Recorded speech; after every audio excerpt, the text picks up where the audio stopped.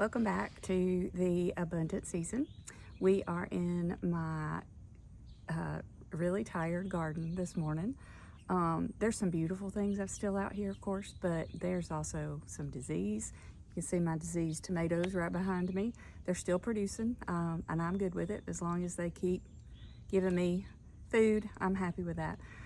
So they're going to stay a little longer. We've got a cucumber vine back here that's probably going to go today. It is done. It's all crispy. Plenty of time to grow more cucumbers. But what I want to talk about today is holy basil. Holy basil is an herb I didn't know much about till recently. It's sacred basil, and it's also called Tulsi. So it makes one of the best herbal teas. To me, tastes like summer. So I'm going to show you how it grows, show you how to harvest it, and how to make a wonderful iced tea with it today. So to start with, this morning we are looking into the sun, and I apologize, but this is, I want to just give you an idea of how this herb has completely taken over my garden. So this bed had potatoes, then it was reseeded with some zinnias and lots of volunteers from last year, but I didn't plant any of this. This is holy basil. I planted none of this, and this is all holy basil. Holy basil is a part of the mint family, and we all know mint can be a little bit invasive, but you know, I'm here for it. I'm happy for it to spread itself out and just do its thing, but I can't let all this go to waste. So we have a ton that we need to harvest today. It dries really well, so you can hang it. What I do is bundle it, hang it upside down. There's another one. I'm going to show you some more over here in the pathway. There's a beautiful one right there growing right in the path. And this was really what I planted. This is down here. I'm sorry, the sun is just terrible. Let's see if I can get a better angle. But this is my main patch, and actually it is probably the smallest patch of holy basil that I have. Let's just keep going. It's everywhere, guys. It's over here in my medicinal herb bed, which is fine because it is a medicinal. So it's there. It's everywhere. And I did plant, take that back, I did plant a little bit more. Over here by the fence, we've got quite a large patch. This is also holy basil. Now, a lot of sweet basil that you're probably familiar with, the Italian basil, you want to be sure and pinch off the blooms. But with holy basil, it's ready to harvest when it gets these blooms. So you want the blooms. Now, you don't necessarily want the part where, you can see right here, where they start getting brown and setting seed. That the plant's still usable. It's not, that doesn't change the flavor, but it's probably doesn't have the medicinal properties that you want when it gets to that point. So you probably want to wait to harvest when these blooms are nice and purple. But you do not have to worry on this one about pinching the blooms off, because it's going to cause the plant to go bitter like it does in Italian basil. That is not the case with holy basil or Tulsi. So now I'm sitting down here in amongst the Tulsi, and I want to show you how I go about harvesting it. So let me just take a long stem here. I'll get it up here and show you. This is how Tulsi grows. It's got a square stem because it's in the mint family, and if you notice, you've got a set of leaves opposite of each other, and if you cut right here, if you cut right here above that node, that's going to help that plant to branch out. Obviously, I don't have to worry about that. It's not a problem. This grows so well. It grows super well in the heat, but technically that's how you want to cut your trim your plants right there above a node, and that will help them branch out on each side. You'll get a branch on each side of your plant that way. So what we're going to do is we are just going to harvest a bunch of this, because frankly it's taken over my pathway, and I need to just get a hold of it, and we certainly don't want to waste it. So as I'm harvesting it, I'm going to take it in, bundle it up, and hang it upside down in my herb room to dry. We may look at that later, but what I'll do is I'll just bundle this up, probably about half this much at a time. Tie it with a string and hang it upside down in the herb room to dry. Anywhere, any place in your home is really good, as long as it doesn't have direct sunlight. You want it to be kind of, in a place where you don't have a lot of humidity. I used to hang mine in the laundry room, which was not ideal, obviously, with drying clothes and what have you. It's not a dry environment. So you want to get it somewhere. But honestly, you know what? It worked. It dried eventually. Probably didn't dry as quickly as it would have if it were somewhere better, but it works. You do what you can when you can, and don't let not having perfection stop you from getting started, because all of this took a long time. We didn't do this overnight, but we had to start somewhere, and so just start. If it's a pot, if it's a raised bed, just get started. Obviously, we've got tons of raised beds, we've got tons of containers, we have a little bit of in-ground, but just do what you can. We're on about 1/4 of an acre, just a tiny little spot in a neighborhood with an HOA. So, if we can do it, anybody can do it. So we're going to continue. I'm going to continue harvesting the Tulsi, and then we'll go in and we'll talk about making an iced tea, because who wants hot tea right now? It is 1,000 degrees out here. The humidity's ridiculous. I keep having to stop my camera and clear off the lens, so nobody wants hot tea. So I'm going to show you how to make a wonderful herbal iced tea with Tulsi. However, you can modify this and put any herb you want, any flavor you like in this herbal tea.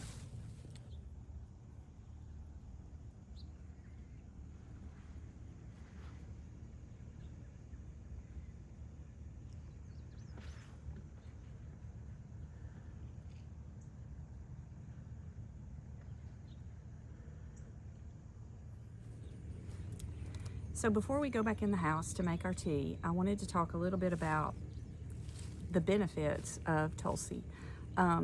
It's called a lot of things. It's called Tulsi, it's called Holy Basil, Sacred Basil.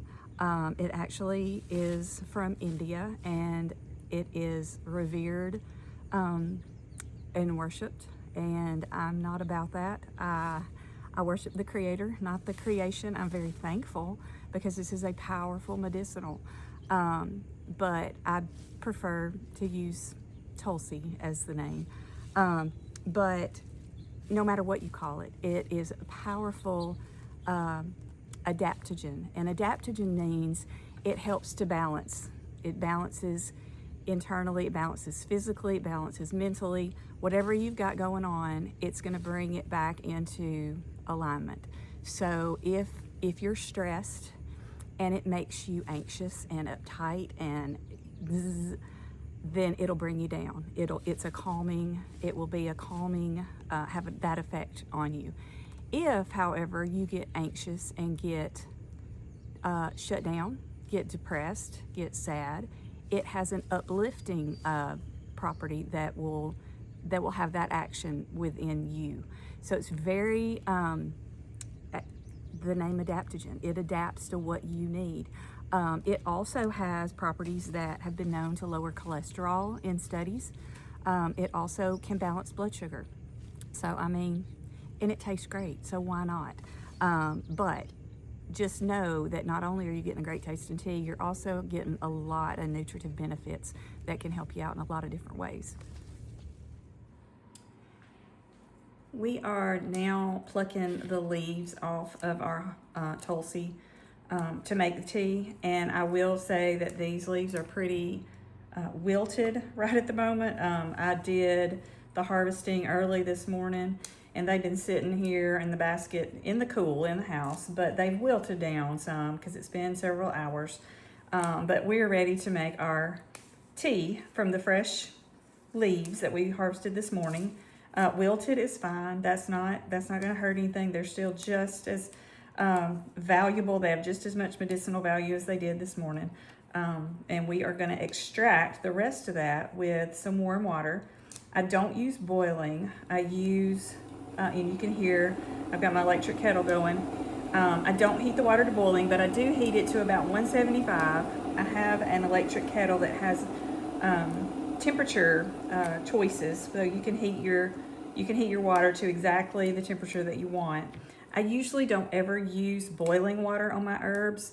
I feel like the more heat that you add, the more value you deplete from that plant product. So I want to keep as much of the medicinal value as possible. So I use the lowest heat that I feel like is going to be beneficial to extracting all the goodness out of these leaves. So about 175 is what I use for fresh leaves. Now, if I were using dried leaves, I would probably bump it up to maybe 185, 190, because I feel like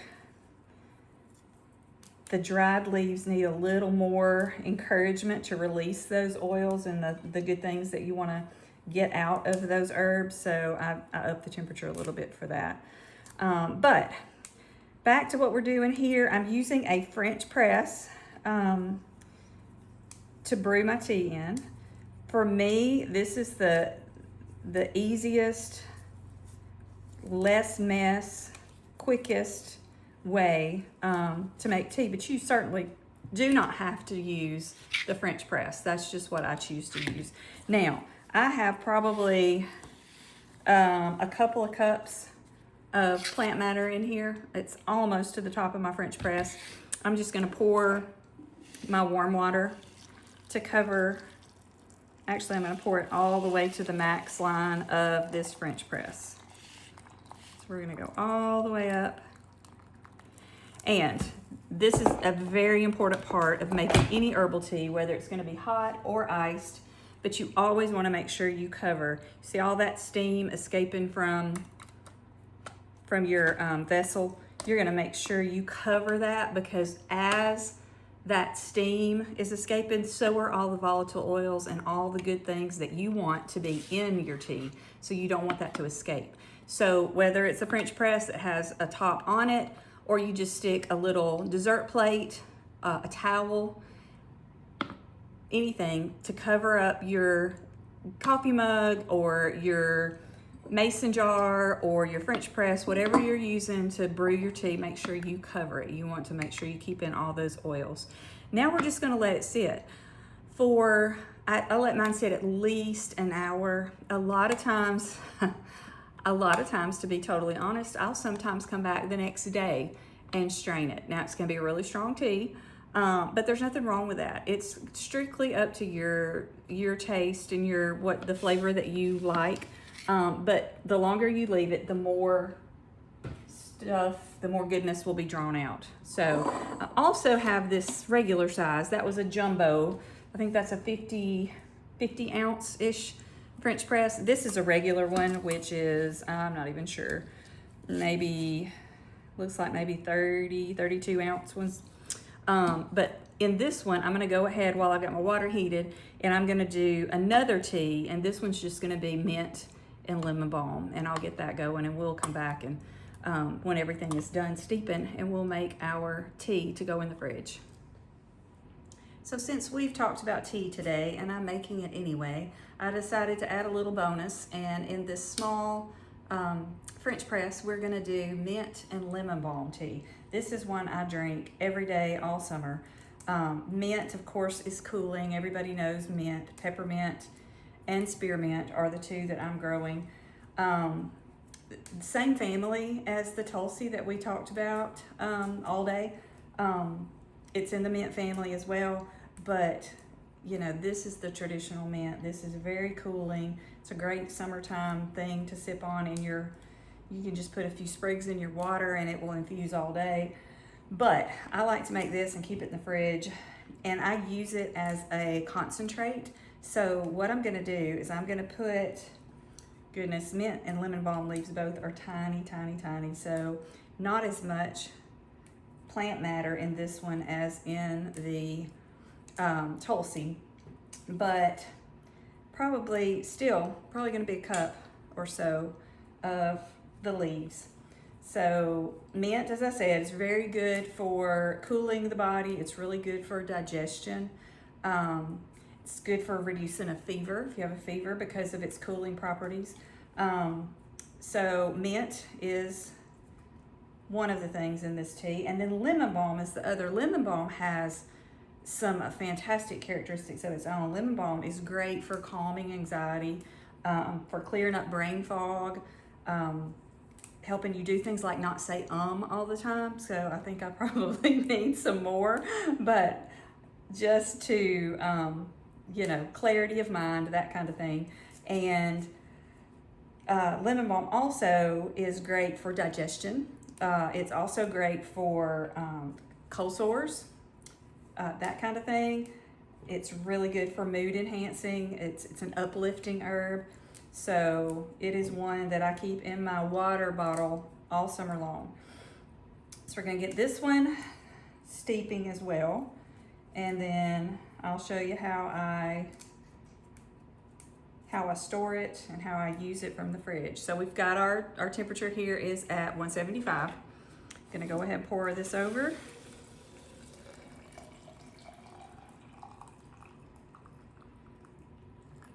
And we'll steep this one again for at least an hour. Make sure it's covered. And that's what that's gonna look like for the next hour or so. All right, so let me pull out the one that I used in the fridge. So when these are ready, when they're finished, I'll just press. It's super simple. I won't even show you that, but you just press the plunger in your French press down, pour it into a mason jar. The mint and lemon balm is going to be the quart, and you can see I've been using this one. I'm going to put this in my water bottle for today, but I usually do about half and half of this tea and water and just sip on it all day. You certainly could do it full strength. I don't put any sweetener in this.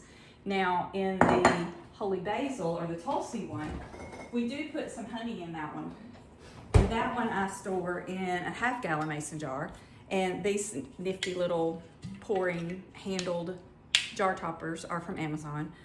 But the half-gallon, I put just a little bit of honey. At one time I was using like a half a cup in a half-gallon, and that was just entirely too much because we drink too much of this during the day. I drink a lot of it. And so now maybe a quarter cup, maybe, if that, in the bottom of my half-gallon jar, and then put the steeped tea in, shake it up. There's gonna be a little bit of room left, so I'll just fill that up with water because it's so concentrated anyway. And you can see I still get a really deep, rich tea from the Tulsi. So that's what ours looks like. Sits in the fridge all summer long. So enjoy your tea. So thanks for watching, and I hope you found something that you learned today, or something you hadn't thought about, or maybe you're just inspired to go grow some more herbs and make your own tea at home. If you have any questions, please drop them down below and let me know. If there's something that you're interested in learning that you'd like to ask about, please let me know that too. I'd be happy to see if I'm able to help you out. So thanks for watching.